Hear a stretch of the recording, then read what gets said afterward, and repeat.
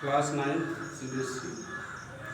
और जैसा कि आपको बताया गया था कि हमारे यहाँ 9th से जो है इस वर्ष से जो है क्लास इंग्लिश मीडियम में चलेगी।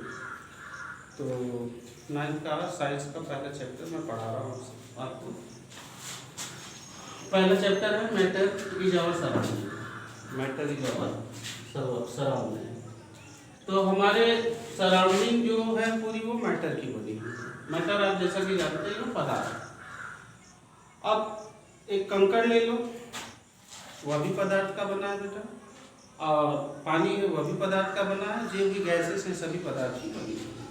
ठीक है, इसके बाद इसमें हम लोग इंट्रोडक्शन में हमारा टॉपिक इंट्रोडक्शन और physical nature of matter. Physical मतलब भौतिक, नेचर माने प्रकृति, पदार्थ की भौतिक प्रकृति। इसमें हम लोग दो चीजें जानेंगे। Matter is made up of particle. Matter जो है हमारा पार्टिकल्स का बना है। पार्टिकल्स माने कण होते हैं। क्या हमारा मैटर जो कणों का बना हुआ है। और दूसरा, how small are this particles of matter. ये मैटर के जो पार्टिकल हैं कितने छोटे हैं। तो as we look at our surrounding, जब हम अपने चारों ओर देखते हैं, we see a large variety of things with different shape, size and texture. हम अपने चारों ओर जब देखते हैं तो हमें बहुत सारी चीजें, पेड़ पौधे, आदमी, जानवर, कीड़े मकोड़े, घास, सब कुछ, बहुत सारी चीजें, पत्थर, ईटा, जो भी आप देखते हो अपने चारों ओर, पंखा, तो हर बहुत सारी चीजें दिखती हैं। और बहुत सारे, सबका अपना अपना शेप होता है, साइज होता है, सबकी अपनी अपनी प्रकृति होती है। कोई कड़ा है, टेक्सचर बोले तो जो कोई कितना कठोर है, कोई नरम है, कोई मुलायम है। तो everything in this universe is made up of material which scientist had name matter.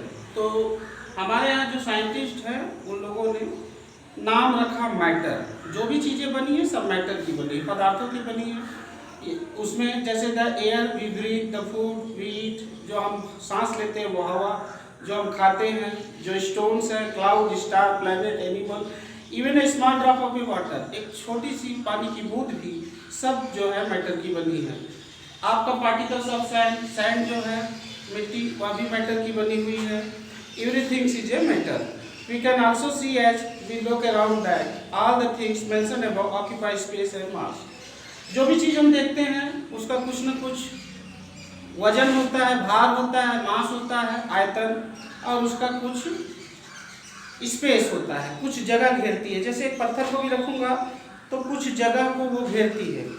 आपको जैसे ये है चौक, है चौक को मैंने रखा, आप देख रहे होंगे उसने इतनी पर्टिकुलर जगह को घेरा।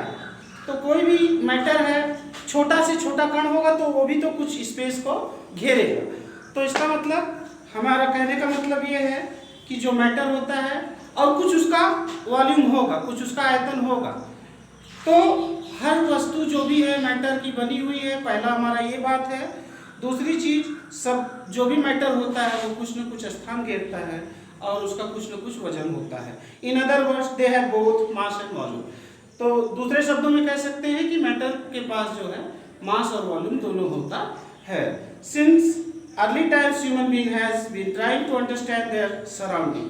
शुरुआत कैसे हुई, इंट्रोडक्शन हम लोग पढ़ रहे हैं, ये इंट्रोडक्शन है हमारा। शुरुआत में ऐसा लोग मानते थे कि जो भी वस्तुएं हैं, जो भी चीज़ें हैं, उसको समझे। फिलोसोफर जो होते थे वो कहते थे कि 5 तत्वों का बना है। हम लोग को संस्कृत हम लोग पढ़ते हैं, उसमें हमें बताया जाता है कि 5 तत्वों का बना हुआ है। जैसे कि पहला तत्व जिसमें हवा मान लिया जाता है, हवा, पृथ्वी, आकाश, पानी और आग, ये 5 चीज़ें हमें बताई जाती हैं उसकी बनी है। ऐसा पुराने सब जो फिलोसोफर बोले तो दार्शनिक होते थे वो ऐसा मानते थे।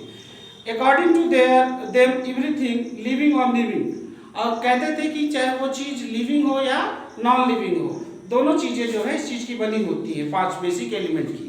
ठीक है, लेकिन बाद में जो ग्रीक फिलोसोफर हुए उन्होंने इस चीज़ पे को नहीं माना। उन्होंने कहा कि नहीं, मैटर का सब चीज़ बना है।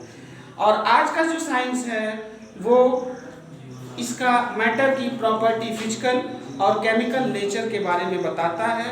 और अब हम उसी के बारे में जानेंगे। तो फिजिकल और केमिकल नेचर, तो पहला हमारा टॉपिक है फिजिकल नेचर ऑफ मैटर।